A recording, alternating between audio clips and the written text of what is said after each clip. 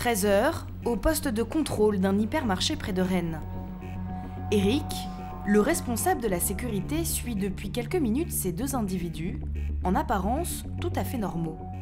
Voilà, on a deux clients là. Il y en a un qui a pris des produits de crème Nivea qu'il a mis dans ses poches.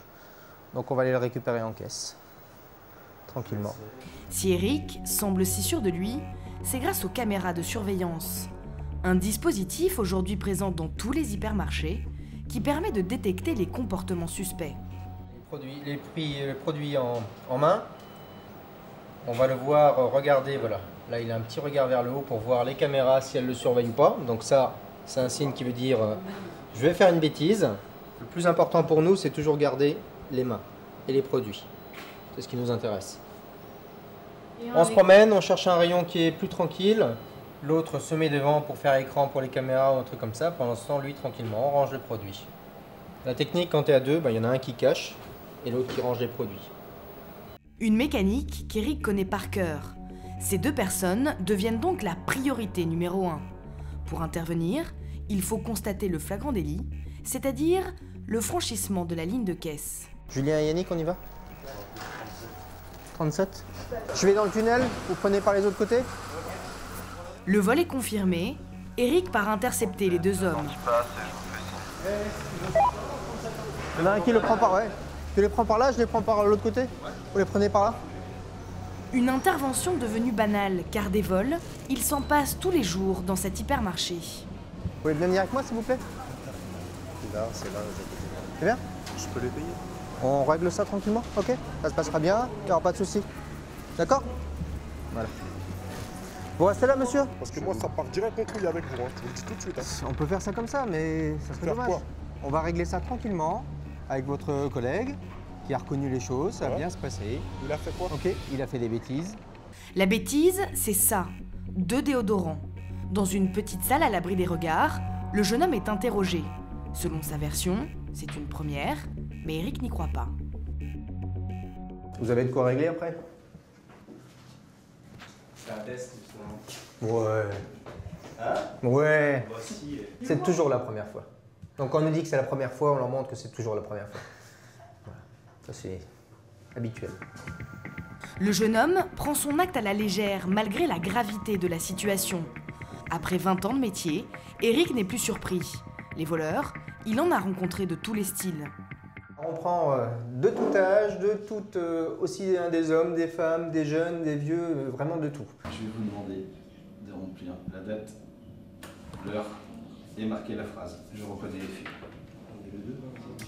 Une fois les faits reconnus, le voleur est escorté jusqu'à l'accueil pour payer son dû. Voilà, donc 13,58 €. Et sous nos yeux, il va quitter les lieux, le sourire aux lèvres. Au revoir, bonne journée. Une attitude totalement inappropriée, mais de plus en plus récurrente chez les fraudeurs. Car en réglant les produits subtilisés, cet homme sait qu'il ne risque rien. Ces dernières années, Eric a dû s'adapter à une clientèle de plus en plus chapardeuse, mais il relativise. Le monsieur a fait une petite bêtise, c'est pas la peine de rester là, d'être à la vue de la curiosité des personnes. On préserve notre sécurité, mais son intimité aussi. Il a fait une bêtise, on règle ça tranquillement à côté. Avec la crise, ces petits larcins sont devenus le quotidien des hypermarchés. En 2010, ils représentaient une perte de plus de 5 milliards d'euros pour la grande distribution et la facture ne cesse de s'alourdir. Le vol se banalise et les équipes en charge de la sécurité sont sans cesse sur le qui-vive. Pour se protéger, des budgets colossaux sont investis dans du matériel de surveillance dernier cri. Un montant global qui s'élève à plus de 1,5 milliard d'euros. C'est comme pour la sécurité routière, plus vous investissez dans les équipements de sécurité, moins vous avez d'accidents. Plus vous avez des équipements performants chez nous, moins vous aurez de démarques. La démarque, c'est la peste des hypermarchés. Elle représente tous les produits dérobés à leur insu. Pour lutter contre, l'ensemble des employés est désormais mobilisé. Un centre commercial a accepté de nous ouvrir ses portes pour enquêter sur ce sujet délicat. Vous allez découvrir le travail d'Eric, responsable de la sécurité. Son objectif, diminuer les vols et assurer la tranquillité de tous. Le commerce, c'est un lieu qui a besoin de calme, de tranquillité, où il ne se passe rien. C'est le but du commerce. Eric travaille avec une dizaine d'agents de sécurité comme Cyril. Depuis plus de 10 ans, il investit toute son énergie dans la lutte contre le vol, en s'exposant parfois à des situations délicates. Il faut aller voir combien coûte le produit. Non, mais non, c'est mort. Calmez-vous. Ce combat est également mené par les hôtesses de caisse, comme Jo. Aujourd'hui, elles sont devenues des acteurs clés et ne se contentent plus d'encaisser les clients. Bonjour monsieur. Oh, ce que vous faites, c'est pas bien. En exclusivité, nous avons été autorisés pendant notre tournage à pénétrer dans l'endroit le plus convoité par les braqueurs, la salle des coffres. Un lieu secret où les salariés ont pour consigne de rester anonymes. Ici, c'est un petit peu le service de l'ombre. Les personnes qui travaillent ici ne sont pas forcément connues par l'ensemble du personnel du magasin. Voici le quotidien de ces hommes et de ces femmes qui se battent sans jamais oublier une règle d'or. Rien ne doit transparaître. En Bretagne, à une dizaine de kilomètres de la ville de Rennes, aux abords du National, se trouve la zone commerciale de la Girodée. Ici sont implantés des restaurants, plusieurs grandes enseignes de magasins, mais surtout un centre commercial de 28 000 m² et sa station-service, ici, sur la gauche. Chaque semaine, en moyenne, 50 000 personnes viennent arpenter les allées de cette galerie marchande, dans laquelle se trouvent un hypermarché, une cafétéria et 45 boutiques de produits en tout genre. Ici, comme dans n'importe quel centre commercial, la lutte contre le vol est omniprésente. En 2011, la démarque de cet hypermarché était estimée à 300 000 €. Face à ce constat, l'ensemble des employés est désormais mobilisé pour guetter les fraudeurs, à commencer par les hôtesses de caisse. Bonjour. Voici Jocelyne, mais ici, tout le monde l'appelle la Jo. Comment que ça va mon petit chéri? Ça va mon petit cœur? Ça va. Bon, c'est bien. Bonjour. Ça va mieux que hier? Ça va mieux. J'ai la gastro. Ah, c'était une gastro que t'avais? Ça va mieux là? Bon, bah c'est parfait. Tous les jours, avant de commencer, c'est la tournée des bises. Depuis 5 ans, la Jo fait partie des 76 caissières de cet hypermarché. Ici, elle connaît tout le monde, même les clients. Messieurs, dames, bonjour. Oh, ma petite voisine. Comment que ça va? On est venu faire les petites courses? La petite fille qui est là aussi? Oh, bonjour. Oh, qu'est-ce qu'elle est mignonne. Comme la mamie. Hein, elles sont mignons comme la mamie. La force de Jo recrée dans l'hypermarché l'ambiance d'un commerce de proximité. Vous pouvez venir par ici, mesdames, s'il vous plaît. Tout le monde me connaît, même dans les boutiques. Je rentre dans les boutiques, on me dit toujours « Salut la Jo !» C'est sympa, hein, c'est sympa. Voilà. Mais sous ses airs sympathiques, Jo a les yeux partout. À mesure qu'elle scanne ses produits, elle scanne aussi ses clients, car certains profitent du passage en caisse pour dissimuler des marchandises. Bonsoir, messieurs, dames. Alors, rien à signaler? Merci. Alors, s'il vous plaît. Très bien, merci. Quand ils passent avec des packs d'eau, s'il n'y a rien en dessous, ou dissimulé entre deux packs, machin. Surtout en dessous. Jo est aussi obligée de jouer aux gendarmettes avec les clients qui ne respectent pas la signalétique du magasin. Bonjour monsieur. Oh, ce que vous faites, c'est pas bien. Regardez la petite pancarte là-haut. Ah bah oui, alors je vais sortir par là. Ah bah je suis désolée, mais regardez la petite pancarte. Bah oui, j'ai vu celle-là. C'est par là-bas la petite sortie, s'il vous plaît, monsieur, merci. Empêcher les gens de sortir, c'est pas mon job. C'est pas moi de faire. Mais c'est instinctif. Quand je suis à la caisse 1, si un client il sort, je le renvoie à demi-tour. Car sortir par l'entrée du magasin est une technique bien connue des voleurs pour échapper plus vite aux agents de sécurité. Pour Jo, chaque client est un voleur potentiel. Si elle est témoin d'une infraction, elle doit immédiatement faire appel à l'équipe d'Eric. Tout au long de la journée, les agents de sécurité observent à travers ces écrans leurs clients, en moyenne 10 000 par jour. En réalité, Chaque pas que vous faites dans un hypermarché est surveillé par une dizaine de caméras. Souriez, vous êtes filmé. On voit, grâce à notre système vidéo, aussi bien la surface de vente que la galerie, que les réserves, que le parking, que le toit du magasin. On voit vraiment l'ensemble de notre centre. Ça nous sert, premièrement, pour tout ce qui est délinquance, pour tout ce qui est vol, mais ça nous sert aussi pour des levées de doute en cas d'incendie, en cas de malaise ou n'importe quoi. On va 3 fois plus vite en traversant le magasin avec la vidéo qu'à pied. En termes de vidéo, on a des caméras qui sont posées, qui sont des dômes, qui tournent à 360 degrés. En termes de zoom, là, on a vraiment de quoi faire un très bon zoom. Grâce à une quarantaine de caméras, pas un recoin n'échappe aux agents de sécurité. Et leur arme fatale, c'est ça. Dans ce tube se cache une caméra sur rail qui passe totalement inaperçue aux yeux de tous. Le gros avantage, c'est qu'elles se promènent dans un tube et peuvent suivre les clients sur chaque rayon. Un outil indispensable car il permet de parcourir les 10 000 mètres carrés de l'hypermarché en moins d'1 minute. Piloté grâce à ce joystick, il représente à lui tout seul un investissement de plus de 40 000 €. Alors qu'Eric présente son dispositif, un agent de sécurité a un doute sur un client. Soit c'est celui-là ou le sac vert transparent, là, tu sais, en rond, là. Là-dedans, il y a ? Ouais. Alors, soit là, tu vois, ou soit le sac Cora de chez nous.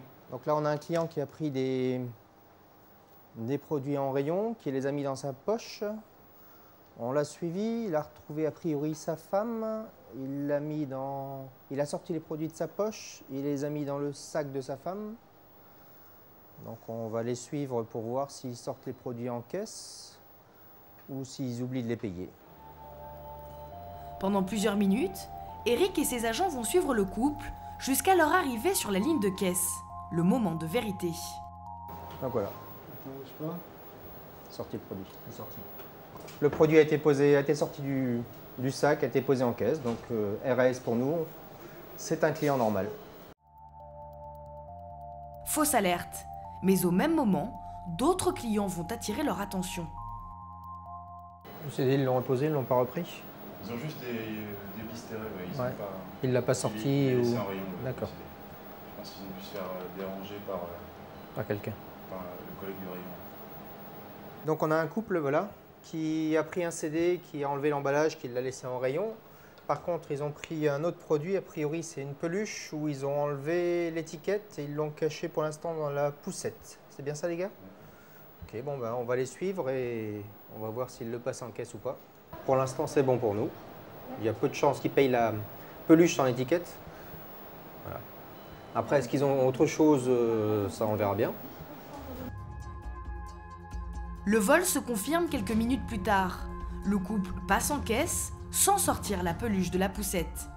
Et cette fois-ci, c'est Cyril qui part les intercepter.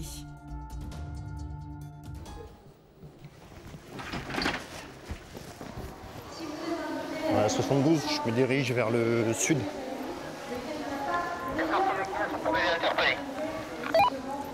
Ils sont sortis ou pas? Cyril a juste quelques secondes pour atteindre la ligne de caisse et bloquer les voleurs. Mais heureusement, de l'autre côté, un autre agent les a déjà arrêtés. Est-ce que vous pouvez voir la poussette, s'il vous plaît? Ok, vous pouvez la sortir. Merci. Est-ce que vous avez un ticket de caisse, les gars? non, c'est à lui. Non, sur l'ensemble. Les courses. D'accord. Vous confirmez que c'est à vous? Parce qu'on vous a vu, monsieur Dapsion. On vous voit faire le délit. C'est bien, m'en fous. Est-ce que vous avez de quoi la régler? M'en fous. M'en fous vraiment, c'est mieux. Monsieur, vous avez de quoi la régler ou pas? D'accord. Donc on procède comment? Bah, tu la gardes, Vas-y, retournez. La jeune femme nie complètement les faits. Le dialogue s'annonce plus compliqué que prévu. Comme l'exige la procédure, Cyril doit vérifier les poches du suspect, mais sans le fouiller, car il n'est pas assermenté.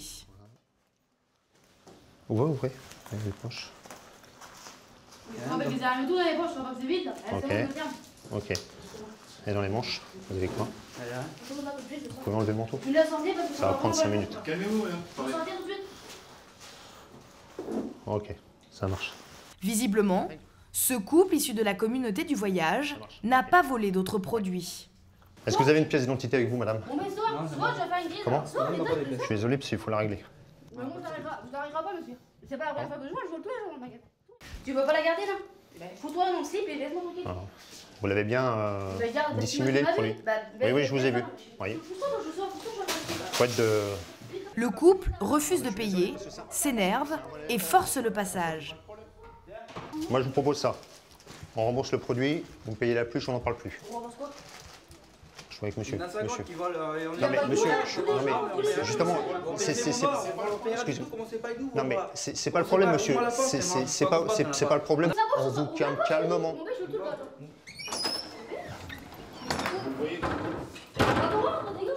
Alors que Cyril part vérifier le prix du produit, la jeune femme devient hystérique. Vous arrêtez de me bousculer. Vous arrêtez, madame. Arrêtez-moi. Je te fais mal, alors dégage. Non mais faut le choix,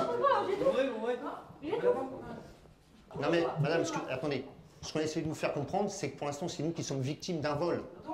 Là on a l'impression quand on vous voit, c'est vous qui sommes victimes de quoi que ce soit. Malgré la patience de Cyril, la situation va totalement dégénérer. Non, mais non,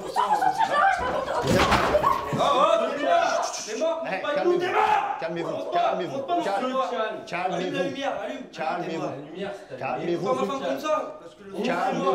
C'est ma femme qui bouscule. Attends, tais-moi. S'il vous plaît, calmez-vous, monsieur. J'étais mort, je tout ça, attends, tais-moi. Si on n'en arrive pas aux mains, c'est pas le but. C'est nous. Je reste calme, monsieur. Je suis pas énervé. Je reste calme. Je vous ai juste proposé un truc. On règle. Ma femme, t'es morte. Attends, je vais te crever. Cris, hurlements et même menaces de mort, le cas est grave. Mais Cyril doit absolument garder son calme et tenter de maîtriser le couple. On est à 50 là-bas, commencez pas avec nous. Arrêtez-moi. De toute façon, la garde, non, on la payera pas. Appelez les gens. Appelez les gens. On fait juste. Je veux sortir. Je sors pas, je fais une crise. On rembourse un peu. Monsieur, s'il vous plaît. Laisse-la sortir, laissez-la sortir. Donne-moi le sac, je vais payer. Je vous laisse sortir, mais vous me calmez, madame. D'accord? Non, vous vous calmez. Je vous laisse sortir, Avec moi, d'accord? Vous vous calmez, madame. La jeune femme réussit à ouvrir la porte et se met à crier pour attirer l'attention. Venez avec moi, monsieur. Monsieur, s'il vous plaît. Venez avec moi, s'il vous plaît. S'il vous plaît. Le couple s'échappe et Cyril décide de ne pas prendre de risques en les laissant partir. À ce stade, il ne peut plus rien faire. Ah, c'est bon. Vas-y, ça payera pas. Est-ce que tu peux les suivre sur la 33? Bon, montant du préjudice, 11,99. On va suivre parce qu'il y a eu des menaces de mort et tout. Donc la pluche 11,99. Ça commence à mal finir. Chaque chose à sa place, chaque place à sa chose. Voilà, il ne faut pas dépasser les limites. Voilà, il y a des règles voilà, on a des procédures, c'est comme ça. L'agent de sécurité, c'est pas un agent de force de l'ordre. Voilà, il ne faut pas aller au-delà de ses limites. Voilà, donc, tu vas? Le couple ayant quitté les lieux très énervé, Cyril se rend sur le parking pour s'assurer qu'ils ne commettent pas un acte de vandalisme. Devant ses yeux, ils prennent la fuite. La plaque d'immatriculation ne l'a pas, vous allez la voir sur la 33. C'est un trafic blanc. Il passe sur le dos d'âne. De toute façon, on va attendre la gendarmerie, parce que de toute façon, si automatiquement, si c'est des nomades, ça doit être dans le coin. Donc on arrive plus ou moins à savoir où se situent à peu près les coins. Donc après, si c'est un sédentaire, tant mieux. Donc on va voir la suite. Les nomades, ce sont les gens du voyage. Il y a quelques mois, un campement s'est installé juste derrière le centre commercial. Et Cyril a vu juste. Sur place, nous avons retrouvé la camionnette du couple. Une présence devenue une menace pour l'hypermarché, car leur comportement est imprévisible. On n'a pas eu le temps de prendre la plaque. Voilà, donc... ce genre de problème, ça peut vite dégénérer. Hein. Vous voyez, ça commence, on commence gentiment, courtoisement à parler, tranquillement. Et après, ça commence à monter un peu le ton. Puis vous voyez, ça commence à devenir chaud. Hein. Puis souvent, avec ce genre de personnages, certaines personnes, ça commence avec des menaces. Donc, c'est pas anodin. Suite à des altercations comme celle-ci, ça peut très vite dégénérer le soir. Dans ces conditions, difficile pour Cyril de rester serein. Eric a décidé de porter plainte auprès des gendarmes. En moyenne, il le fait 1 fois par jour pour vol à l'étalage. En plus des caméras de surveillance, Eric compte aussi sur la vigilance des salariés dans les rayons. Certains sont plus sensibles que d'autres, notamment celui des cosmétiques. Ouais, ça va juste ici. Là. Manuela est chargée d'approvisionner ce rayon. Et tous les jours, mauvaise surprise, elle tombe sur des emballages vides. Là, j'ai trouvé un emballage vide, donc ça va être du vol. Donc direct, je vais l'inventorier, je vais le mettre dans la panière et je l'inventorie juste après. Avant 9 h. Ça t'arrive souvent? Ça m'arrive souvent, ouais, malheureusement. On en trouve, ouais. Ça, bien caché, ou il y en a qui vont changer carrément ils vont vider une autre boîte pour pouvoir mettre la boîte à moins cher à l'intérieur. Ça, c'est du Big Mac. Pansements, maquillage, parfums, des produits souvent chers et faciles à dissimuler. Ça, les préservatifs aussi, c'est un produit sensible. On en retrouve assez souvent des boîtes vides, des boîtes ouvertes. Ils vont en reprendre quelques-uns et ils vont en laisser. Le vibromasseur, souvent on le retrouve vide ou là voilà, il a été ouvert. Donc ça, c'est un exemple. Il est encore dedans. Mais la boîte est plus belle. Le problème, c'est que nous, on n'est pas toujours derrière les clients pour pouvoir regarder. Et le problème, c'est que dans une parfumerie basique, il y a tout le temps du monde derrière. Que nous, on va mettre en rayon et on va partir. Et il n'y a que les caméras qui sont là pour surveiller. Les caméras ne sont pas partout, malheureusement. Des salariés et des caméras qui ne peuvent pas tout voir. Alors pour rectifier le tir, Eric a équipé certaines marchandises d'une autre arme contre les fraudeurs, des antivols. Exemple avec les lames de rasoir, le produit le plus volé du rayon. C'est un produit très très sensible, qui se vole très bien, qui se revend très bien, ça coûte très cher d'ailleurs. Donc ça, c'est des produits vraiment très intéressants pour les voleurs. Donc vous avez soit, apparemment ceux-là, on a mis un antivol à l'intérieur. Dans celui-là, il y a un antivol à l'intérieur du carton. Donc si vous voulez voler le produit, il faut non seulement enlever la coque, mais ouvrir à l'intérieur. Selon Eric, sans ces protections, il serait dévalisé tous les jours.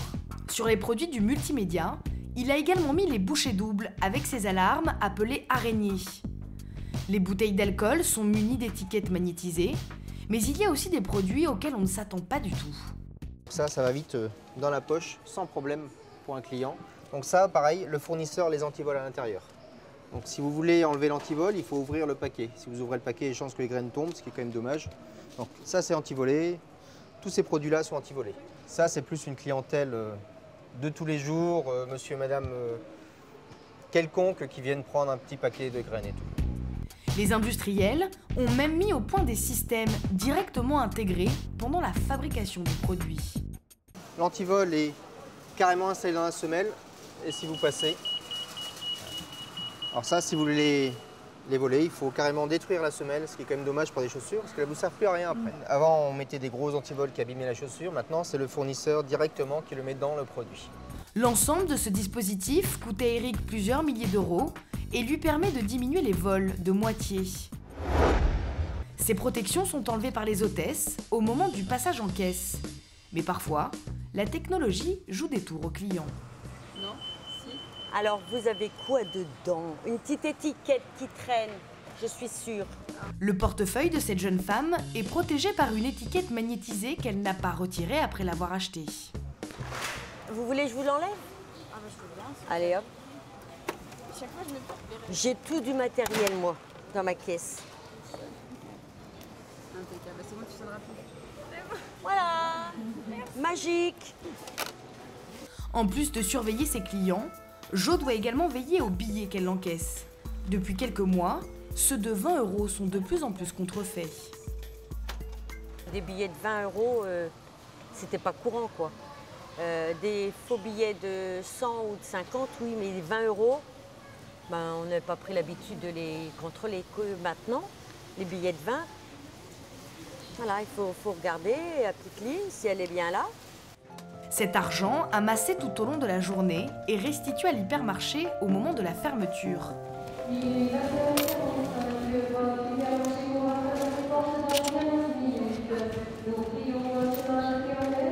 Voilà. Eh messieurs, on ferme dans 2 minutes. Hein. Attention, les caisses seront bloquées. Hein. Alors là... Une fois son bureau nettoyé, Jo commence par vérifier son chiffre global de la journée. C'est mon récap, c'est le travail que j'ai fait pendant toute ma journée. Voilà. Mon chiffre, 14h15, 21h15, c'est correct. En 7 heures, Jo a encaissé 6 141 €. Pour faire ses comptes, elle se rend dans une salle à l'abri des regards. Après avoir vérifié sa caisse, elle met le tout dans cette petite sacoche qu'elle dépose dans cette sorte de boîte aux lettres. Et voilà, donc je mets ma sacoche au coffre. Je la ferme, je vérifie bien qu'elle est partie. J'ouvre, elle est partie. Ok. Hop. À demain. La trappe où Jo a mis son argent cache l'endroit le plus secret et le plus protégé des hypermarchés. Car aujourd'hui, comme les banques, ces magasins sont aussi victimes de braquages. Sur cette vidéo de surveillance belge, un homme pointe une arme en pleine journée sur le personnel pour s'emparer de la caisse. Un phénomène de plus en plus récurrent en période de crise et qui oblige les hypermarchés à prendre de multiples précautions. En exclusivité, vous allez entrer dans la pièce où tous les braqueurs rêvent d'aller, la salle des coffres. Pour y accéder, il a fallu se lever très tôt et surtout ne filmer aucune voie d'accès. Alors que le centre commercial dort encore, 2 employés sont déjà à l'œuvre.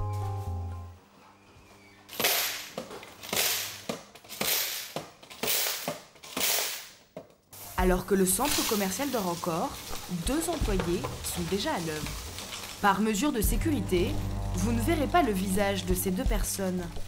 Sur 450 employés, seule une dizaine connaissent l'existence de cette pièce. Bonjour Aude. Bonjour. Bonjour Christelle. Ça va? Oui. Rien de spécial? Non. Non? Il n'y a rien Bon, de... tout se passe bien? Bah non, j'ai pas encore fini. Donc... Selon nos estimations, près de 300 000 € transitent chaque jour dans ce lieu. C'est ici que la recette du magasin est comptabilisée quotidiennement. Ici, c'est un petit peu le service de l'ombre. Les personnes qui travaillent ici ne sont pas forcément connues par l'ensemble du personnel du magasin, ce qui est un peu triste, mais c'est là où on traite la recette du magasin et où on constate les erreurs caissières, où on explique toutes les anomalies. Du coup, la discrétion est de rigueur et l'anonymat une règle d'or. Cette personne, que nous appellerons Isabelle, travaille dans cet hypermarché depuis plus de 10 ans. Pourtant, elle ne connaît quasiment pas ses collègues. Je ne les connais pas physiquement, mais moi, c'est par numéro que je les connais. Donc, quand je parle à la caisse centrale ou à M. Knittel, je dis, tiens, le numéro tant a une erreur. Mais je ne connais pas forcément la personne ou son nom. Je donne son nom, mais je ne le connais pas physiquement. Chaque jour, il faut vérifier près de 80 sacoches appartenant aux hôtesses de caisse. Pendant 3 heures, les agents du coffre comptent, vérifient et traquent la moindre erreur. Et ce matin, il y a un problème avec celle de Jo. On regardera tout à l'heure avec ticket par ticket. On va vérifier. Ouais, parce que là, normalement, je on va vais essayer pas de tomber à chercher. 0 et là, je tombe pas. On va chercher l'erreur tout à l'heure. C'est-à-dire que là, vous avez un différentiel de combien? Là, j'ai moins 60 € et je dois rechercher pourquoi elle a 60 €. Donc là, j'ai contrôlé ces billets qui sont bons, hein, parce que je trouve exactement la même chose qu'elle sur sa caisse, qu'elle indiquait sur sa feuille. Les pièces, c'est pareil. Mais moi, à la totalité, en écart, je dois avoir 0. Et si je n'ai pas 0, je dois savoir pourquoi, je dois contrôler, je dois chercher. Ça peut être une carte bancaire qui n'a pas été enregistrée, qui n'a pas passé. Il y a beaucoup de sources. Ici, on n'a pas le droit à l'erreur en termes de chiffres. Pas le droit à l'erreur. Pour cela, il faut tout passer au crible. Pièces, billets, chèques, bons de réduction, tickets restaurant, rien n'est laissé au hasard. Une responsabilité colossale qui pèse sur la vie de ses employés au quotidien. J'aime pas trop parler de mon travail. Quand on me pose des questions, je n'aime pas. Parce qu'il y a toujours des gens qui veulent savoir plus. Et moi, j'ai pas le droit de dire ce que je fais réellement. Ce qui est normal. Dans le monde où on vit, on n'est pas toujours en sécurité non plus, donc voilà, c'est comme ça. Ici, la crainte suprême, c'est le braquage. Pour protéger les agents du coffre, Cette caméra les relie au PC de sécurité en permanence. Mais ce n'est pas tout. Des convoyeurs de fonds viennent quotidiennement récupérer la recette de la veille. Pour brouiller les pistes, ils se présentent toujours à un horaire différent. Une fois sur place, les agents de sécurité ne les quittent jamais des yeux. Là, on suit par rapport à la voiture, savoir juste par une preuve vidéo si au cas où il y a un souci. Une fois qu'ils sont dedans, il n'y a pas de problème.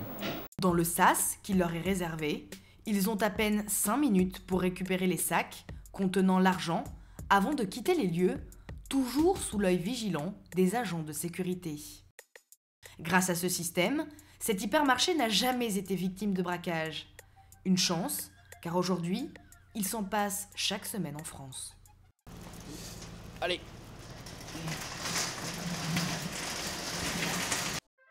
Dans ce centre commercial, d'autres employés sont également très matinaux. À l'arrière de l'hypermarché, depuis 5 h du matin, les camions viennent livrer leurs marchandises. Gilda, le responsable des produits frais, s'active avant l'ouverture imminente de l'hypermarché. Vous pouvez me dire combien il y a de colis en boucherie là? 105. 107. 5. 105. Ouais, mais j'en ai déjà pris tout à l'heure. 7 ou 8, je sais plus. Ça va?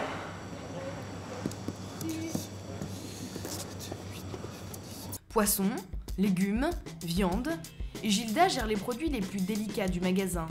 S'il n'est pas directement confronté au vol, son cheval de bataille, c'est la perte. Il faut être très réactif. C'est un suivi en continu toute la journée. C'est un produit vivant, les fruits et légumes, la viande, le poisson, ce sont des produits vivants. Si j'ai 3 palettes de melons ce matin, je les sens un peu mûrs, il faut que j'enclenche une promo pour pouvoir tout passer dans la journée, quoi. Ça, ce sont des melons qui ont été retirés de la vente ce matin, plus commercialisables. Voilà, hein, voilà. Ça, c'est casse. On ne peut plus rien en faire. La casse, c'est l'obsession de Gilda. Tous les jours, il fait le point avec ses chefs de rayon comme Sébastien, responsable de la boucherie. Aujourd'hui, t'as moins 20 sur le port. Ouais. Ça fait 5002 à faire aujourd'hui. Ouais. La promotion, c'est l'arme fatale de Gilda. Elle lui permet d'écouler les produits qui approchent la date de péremption. 2 jours avant la DLC, elle prend les produits et on les solde à moins 30%. Voilà. Comme ça, on n'a quasiment pas de casse. Et bon, les clients sont demandeurs en ce moment en période de crise. Et donc moi, depuis que je suis ici, je fais ça. Vous voyez, on voit un produit comme celui-ci. Initialement, on le vend 5,90. Il arrive, nous sommes le 3 aujourd'hui. Donc il va en DLC au 4 juillet. Donc on l'a mis à 4 € en DLC court. Vous verrez, vous faites le tour à midi, dans le rayon, il n'y en a plus. Hein. Tous les gens les ont pris. Pour atteindre son chiffre d'affaires quotidien de 8 000 €, tout en évitant des pertes de marchandises, Gilda a également mis en place un système de réassort, notamment au rayon de la viande. On coupe en continu, c'est-à-dire qu'au fur et à mesure que le rayon se vide, toute la journée, on va réapprovisionner en fonction des besoins. On n'anticipe pas les besoins, sauf le week-end évidemment. Les grosses promotions, tout ça, on va se dire, on va anticiper, on va fabriquer plus à l'avant. Mais autrement, on fonctionne comme dans un bistrot. Quand le barman est derrière son bar, le client arrive, une pression. On lui sert sa pression, on ne tire pas 15 pressions en avance. C'est le meilleur fonctionnement pour avoir le moins de casse possible. Voilà. Une fois le magasin ouvert, Gilda se transforme en police des rayons. Et il ne va pas regretter son inspection. J'enlève tout ce qui me plaît pas. Je me mets à la place du consommateur. Là, il y a un grand coup de couteau dans le muscle pour le client, voilà. Et en plus, on a le film qui colle au muscle. Donc on a cet aspect verdâtre en surface. Le client, encore une fois, il achète un visuel et un prix, et il n'achètera pas cette barquette. Cette barquette, à 11,40 € finira à la poubelle. Une perte sèche inacceptable pour Gilda. Pour éradiquer ce genre de problème, il se plaint tous les jours auprès de ses fournisseurs. Dites-moi, ce matin à réception, j'ai un souci de qualité, moi, sur un filet mignon. Il faudra essayer de travailler sur la gamme avec une barquette un peu plus profonde. Le souci, c'est que le filet mignon touche au film. Et automatiquement, ça nous fait une tache verte. Et ça fait moyen le consommateur. Moi, je suis sûr que cette barquette, je ne vais pas la vendre. Ok, je vous remercie, monsieur. Au revoir. Voilà, ça c'est fait. À chaque fois que j'appelle un fournisseur, c'est pour améliorer la gamme produit Cora. Mais si elle n'améliore pas? Si elle n'améliorera pas, elle se prendra des demandes d'avoir par tous les magasins. 59 magasins qui font des demandes d'avoir d'un coup sur le même produit, ça peut coûter cher. Ce chef de département, dont le salaire oscillerait entre 3 et 4 000 euros, est sans arrêt sur le qui-vive. Après le bureau des plaintes, Gilda reprend son inspection. Il vous reste des moules derrière, Denise? Ce style de produit, il ne faut pas le laisser. Il n'y a pas que les produits abîmés qui dérangent Gilda. Lui aussi retrouve de plus en plus d'emballages vides, notamment au rayon boucherie. Dans certains hypermarchés, cette marchandise est même anti-volée. Une initiative toute récente qui a d'ailleurs fait la une des journaux. Cette polémique à Lille, figurez-vous que dans un supermarché de la ville, les barquettes de viande les plus chères sont depuis peu équipées d'antivol. Une décision de la direction du magasin qui choque les Lillois, tout comme les internautes. Certains y voient là un signe de l'ampleur de la crise économique. Dans l'hypermarché de Gilda, la viande n'est pas encore protégée, mais lui aussi est concerné par ce genre de vol. Les gens, je sais pas, ils ont le petit sac plastique dans le sac à main, ils glissent le beefsteak dedans, mais ça arrive parfois. Et surtout sur des morceaux, les morceaux les plus chers, le filet de bœuf, des choses comme ça. Ouais. Quand on retrouve la barquette vide, c'est trop tard. Hein. Trop tard? Pas forcément. Là encore, l'équipe de sécurité a mis en place une parade. Tous les jours, Cyril observe discrètement la ligne de caisse. Alors moi, je regarde tout ce qui pourrait sortir des lignes de caisse. Tout ce qui pourrait être dissimulable sur tout ce qui est poussette, les sacs éventuellement, tout ce qui pourrait se trouver éventuellement entre les calis. Et tout ce que les hôtesses ne pourraient pas forcément voir. Ou la vidéo, s'ils sont préoccupés sur autre chose, nous, ça nous permet à la fois de visionner, d'avoir un œil sur les hôtesses, en même temps sur les sorties de produits. Et très vite, Cyril est interpellé par le caddie d'un client. Dans un premier temps, il se renseigne auprès de l'hôtesse de caisse. Est-ce que tu as vu le sac roquette sous le caddie du client?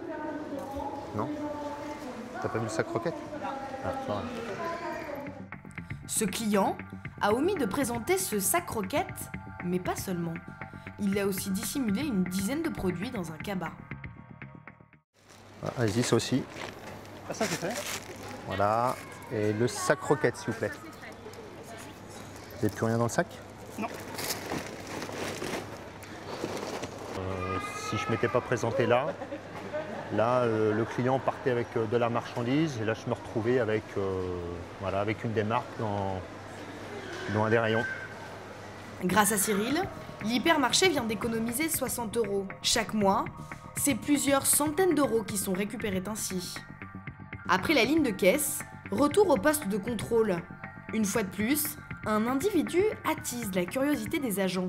Je pense que le décodeur va partir. Il va y passer. Malheureusement, tu vas l'avoir. Là, c'est sûr. Je peux pas faire mieux là. Non, voilà. C'est typique le client qui a envie de le faire. Cet homme vient de cacher dans le rayon des luminaires un décodeur pour télévision. Pour Cyril et Michael, cet individu ne fait pas cela par hasard. Là, il fait style que, et puis il va retourner tout à l'heure en rayon. C'est possible. Vous avez dû aller voir peut-être s'il n'y avait pas des vigiles en ligne de caisse aussi. Voilà, ça guette. Dans un premier temps, ce client va faire mine de quitter l'hypermarché, puis il va revenir et confirmer les soupçons de nos deux agents. Je parie pas parce que je suis un mauvais parieur, mais je mettrais bien 100 € sur la table. Allez hop. Clac, et voilà. Ah, bah voilà. Voilà, on y est. Là au moins, là c'est confirmé là. L'individu continue de déambuler dans les rayons avant de se rendre à celui des fruits et légumes.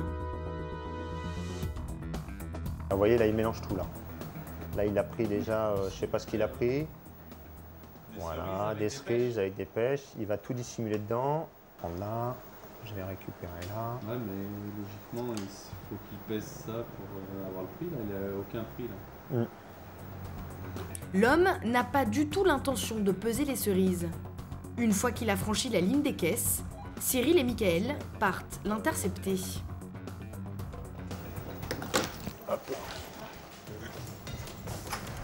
directement. Non, non, viens, viens. Vas-y, sors. Hop, il est sorti.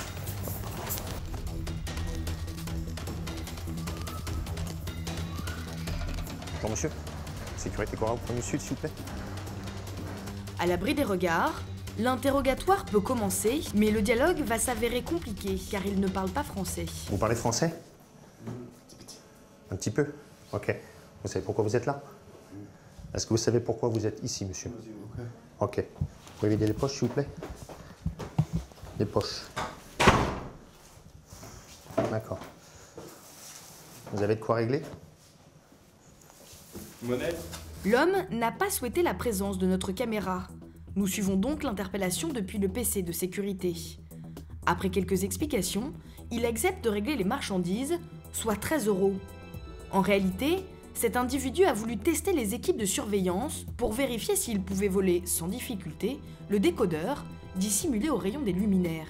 Une fois escorté à l'accueil pour régler son dû, il quitte le centre commercial comme n'importe quel client. Good afternoon. Pour finir le travail comme il se doit, Cyril part récupérer dans les rayons le décodeur que l'homme avait caché. Ah, il est pas ouvert, c'est bon. Monsieur cherchait bien à le voler, à le dissimuler. Bon, vous avez vu, il a tourné dans le magasin, il a regardé, il a cherché, il a regardé s'il pouvait... il a guetté s'il y avait de la sécurité sur les coins. Il n'y a pas qu'à l'intérieur que la surveillance est de rigueur. À 200 mètres du centre commercial, la station essence est un autre point stratégique, et plus particulièrement cette petite cabane. Voilà, merci. Bonne journée, au revoir. L'année dernière, les vols de carburant ont augmenté de 20%. Pour lutter contre les délits de grivellerie, les 10 pompes de cette station sont toutes automatisées. Mais de 9h à 19h, 5 sont gérées par Rachel, chargée d'encaisser les clients. Voilà. Bonne journée, au revoir. À la différence des hôtesses de l'hypermarché, Rachel n'a pas d'agent de sécurité pour veiller sur elle. Pour la protéger, sa cabine est entièrement blindée et à l'intérieur, elle dispose d'un bouton d'urgence. J'appuie dessus et ça va directement au niveau de la sécurité. Juste en dessous, là. Comme ça, avec le genou, je peux taper dessus sans aucun problème. Un dispositif obligatoire, car les stations essence sont devenues une cible privilégiée des braqueurs. Sur cette vidéo, la gérante se fait agresser alors qu'elle est en train de faire sa caisse. 2 individus, manifestement armés, la prennent par surprise, la frappent et tentent de lui dérober sa recette. Pour appeler les secours, elle va utiliser son bouton d'urgence et faire fuir les 2 braqueurs qui partent finalement les mains vides. Dans ces conditions, hors de question de laisser Rachel avec trop de liquide. Dès que sa caisse dépasse 500 € en billets, elle envoie à la salle des coffres un prélèvement d'argent grâce à un système plutôt insolite. Je prends l'obus. Hop. Je mets l'enveloppe dedans. Et après, je mets l'obus là,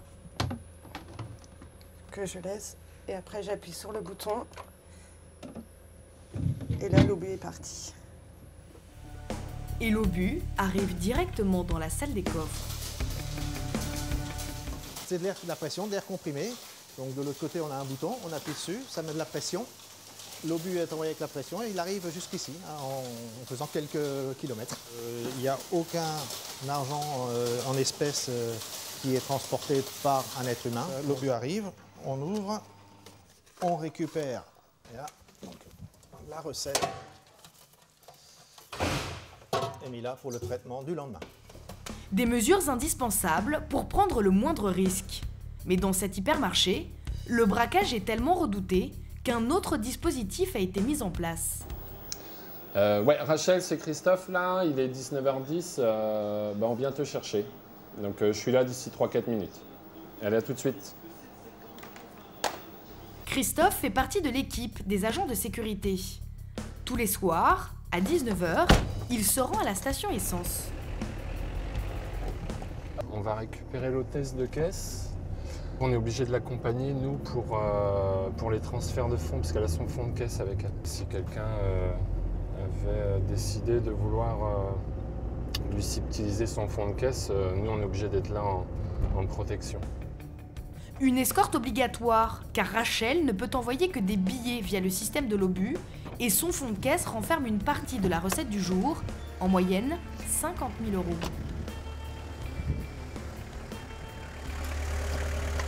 Ça y est, fini. Alors, donne, je récupère ça. C'est bon. T'as eu du monde aujourd'hui? Ouais, bien aussi. Michael et Christophe, tu peux venir jusqu'au Pointeau, s'il te plaît, récupérer Rachel pour l'amener jusqu'au local coffre.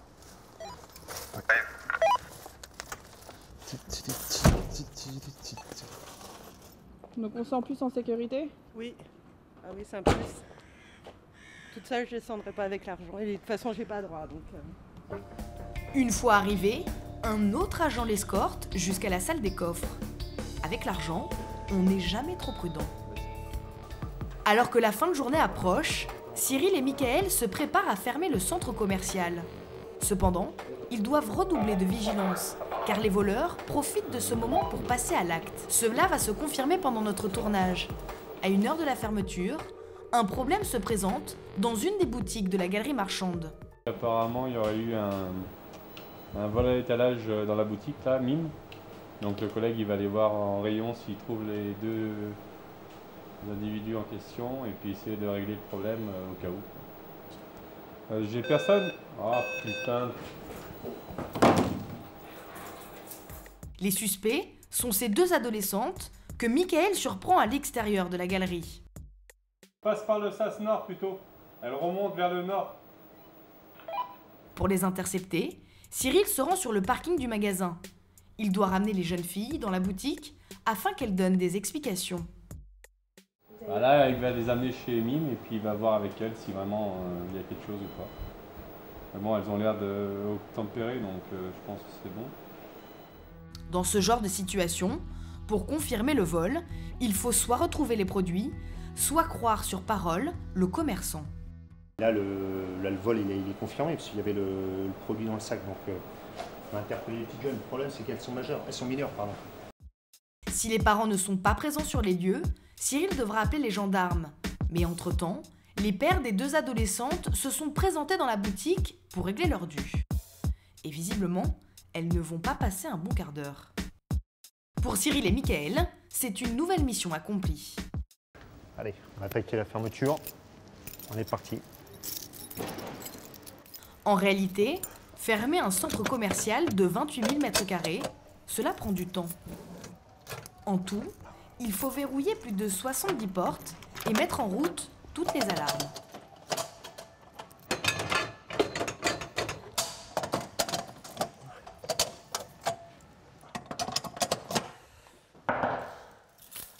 Quelqu'un? Ça, c'est une alarme aussi, un grognard.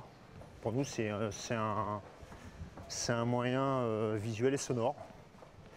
Si quelqu'un vient à faire une intrusion ou à sortir par cette porte-là, nous, on a un report chez nous et ça nous permet de déceler l'intrusion.